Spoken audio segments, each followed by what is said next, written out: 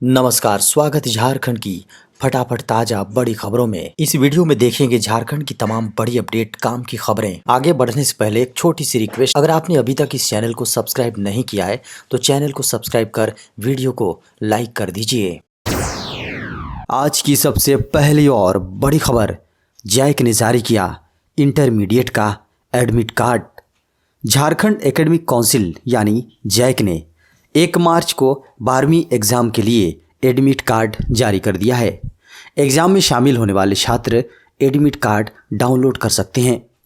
Admit card Jack की आधिकारिक website jack.jharkhand.gov.in पर उपलब्ध है। बता दें कि झारखंड में मैट्रिक और इंटर की परीक्षाएं 24 मार्च से शुरू होंगी।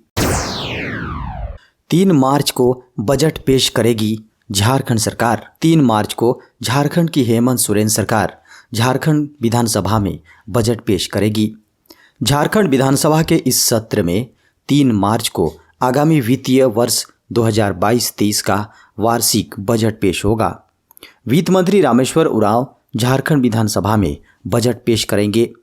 इससे पहले 2 मार्च को आर्थिक सर्वेक्षण रिपोर्ट सदन के पटल पर रखी जाएगी। 25 मार्च तक चलने वाले सत्र में 17 कार्य दिवस हैं। इस सत्र में 28 फरवरी को चालू वित्तीय वर्ष 2021-22 का तृतीय अनुपूरक बजट भी सदन में पेश किया जाएगा। झारखंड में शुरू हुई 1141 पदों पर बम्पर भर्ती। राष्ट्रीय स्वास्थ्य अभियान झारखंड के साथ साथ अब Jharkhand state AIDS control society में भी विभिन्न पदों पर नियुक्ति प्रक्रिया शुरू कर दी गई है। राष्ट्रीय स्वास्थ्य अभियान झारखंड में भी चिकित्सकों, पारामेडिकल कर्मियों सहित कई श्रेणी में कुल 1141 पदों पर नियुक्ति की प्रक्रिया शुरू कर दी गई है। इन पदों पर नियुक्ति के लिए राष्ट्रीय स्वास्थ्य अभियान झारखंड द्वारा आवेदन आमंत्रित किए गए हैं। आवेदन की अंतिम तिथि 14 मार्च निर्धारित है। राष्ट्रीय स्वास्थ्य अभियान के जिन कार्यक्रमों के लिए नियुक्ति होगी उनमें राष्ट्रीय ग्रामीण स्वास्थ्य अभियान, राष्ट्रीय शहरी स्वास्थ्य अभियान, national oral health programme, Ayush mission आदि शामिल हैं। झारखंड में नहीं होगी शराबबंदी। झारखंड के मुख्यमंत्री श्री हेमंत सोरेन ने सोमवार को विधानसभा में कहा कि झारखंड में शराब पर पाबंदी लगाने का कोई फिलहाल योजना नहीं है। झारखंड विधानसभा में प्रश्नकाल के दौरान कांग्रेस की विधायक दीपिका पांडे सिंह के झारखंड में शराबबंदी से जुड़े एक सवाल के उत्तर में मुख्यमंत्री ने कहा कि झारखंड सरकार शराबबंदी लागू नहीं करेगी। दीपिका पांडे ने कहा था कि बिहार की तरह झारखंड में भी शराबबंदी लागू होने से महिलाओं के खिलाफ होने वाले अपराधों में भारी कमी आएगी, लेकिन मुख्यमंत्री ने इससे साफ इनकार कर दिया। झारखंड में 1 अप्रैल से बिना लाइसेंस तंबाकू बेचने पर होगी जेल।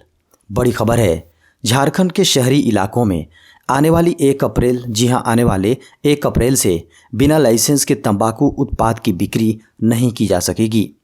झारखंड के सभी शहरी स्थानीय निकायों में तंबाकू विक्रेताओं के लिए वेंडर लाइसेंस की प्रक्रिया अनिवार्य रूप से लागू कर दी गई है।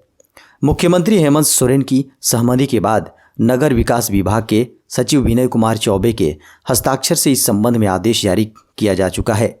नए आदेश के अनुसार सभी शैक्षणिक संस्थानों के 100 गज के दायरे में तंबाकू उत्पाद नहीं बेचे जा सकेंगे। लाइसेंस लेने के साथ ही दुकानदारों को नियमों के पालन को लेकर शपथ पत्र भरना होगा। दुकानों में तंबाकू उत्पादों के प्रचार प्रसार पर भी रोक रहेगी।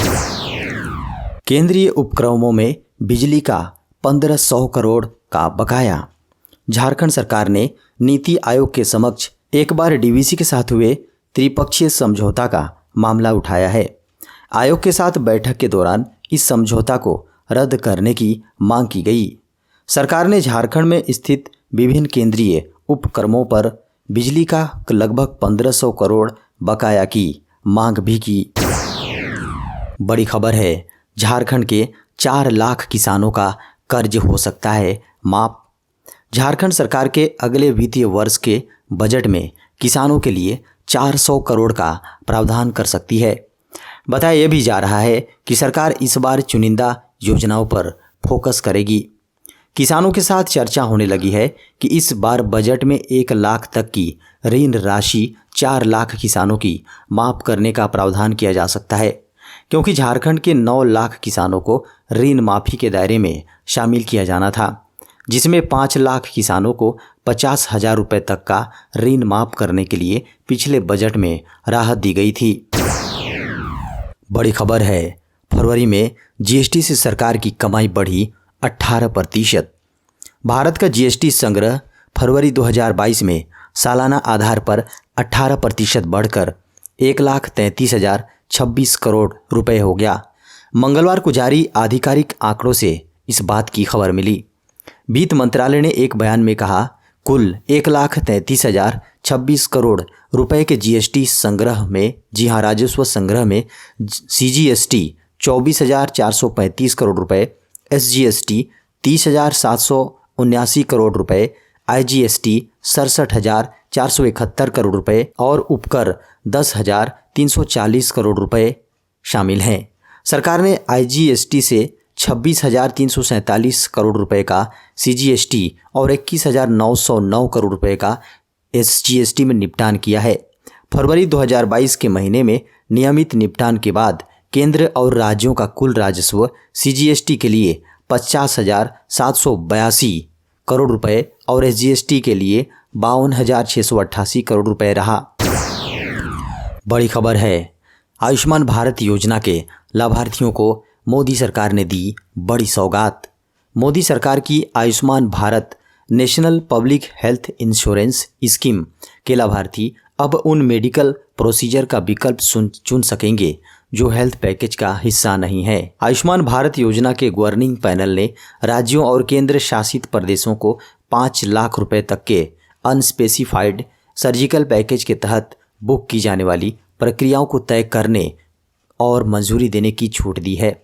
इसके अलावा राज्यों को हेल्थ बेनिफिट पैकेज की कीमतें तय करने की अनुमति भी दी गई है। दोस्तों, बड़ी खबर है, महाशिवरात्रि के मौके पर शिव बारात में शामिल हुए मुख्यमंत्री हेमंत सोरेन। महाशिवरात्रि के अवसर पर राजधानी रांची स्थित ऐतिहासिक पहाड़ी मंदिर परिसर में आयोजित शिव बारात कार्यक्रम में मुख्यमंत्री हेमंत सोरेन भी शामिल हुए। उन्होंने बाबा भोलेनाथ की पूरे विधि विधान से पूजा अर्चना की। झारखंड एवं झारखंड वासियों के लिए सुख, समृद्धि और कल्याण की कामना की। इस मौके पर मुख्यमंत्री ने कहा कि हर वर्ष की तरह इस वर्ष भी बाबा भोले शंकर के दरबार में पूजा अर्चना और आशीर्वाद लेने हजारों की संख्या में श्रद्धालु आ रहे हैं। शिव बारात में शामिल होने के लिए श्रद्धालुओं का उत्साह देखते ही बन रहा है। यह परंपरा आगे भी अनवरत चलता रहे, यही बाबा भोलेनाथ से विनती है। उन्होंने राज्यवासियों को महाशिवरात्रि की बधाई और शुभकामनाएं भी दी। यूक्रेन में फंसे भारतीयों के लिए जारी हुआ हेल्पलाइन नंबर। युद्धग्रस्त यूक्रेन में फंसे भारतीय मूल के लोगों की सकुशल स्वदेश वापसी के लिए विदेश मंत्रालय ने हेल्पलाइन नंबर्स जारी किए हैं। इसकी सूचना देते हुए विदेश मंत्री एस जयशंकर ने मुख्यमंत्री हेमंत सोरेन को पत्र लिखा है। पत्र में मुख्यमंत्री से कहा है कि युद्धग्रस्त यूक्रेन में फंसे भारतीयों के परिजन आप तक भी अपने परिजनों की चिंता को लेकर जानकारी चाह रहे होंगे। उनकी चिंता के निवारण के लिए विदेश मंत्रालय तत्पर है तथा हर पूछताछ का संज्ञान ले रहा है। विदेश मंत्रालय से सीधा संपर्क कर तय फॉर्मेट के माध्यम से सूचना प्राप्त किया जा सकता है। देश में कोरोना के मिले 6,915 नए मामले, 180 की हुई मौत। स्वास्थ्य मंत्रालय के अनुसार 1 मार्च को भारत में पिछले 24 घंटों में कोविड-19 के 6,915 नए मामले सामने आए हैं और 16,864 रिकवर हुए हैं। वहीं इस दौरान 180 लोगों की कोरोना से मौत हो चुकी है। कुल सक्रिय मामले 92,472 हैं। कुल रिकवरी संख्या 4,23,24,550 है। देश में कुल वैक्सीनेशन का आंकड़ा 1,77,70,25,914 है।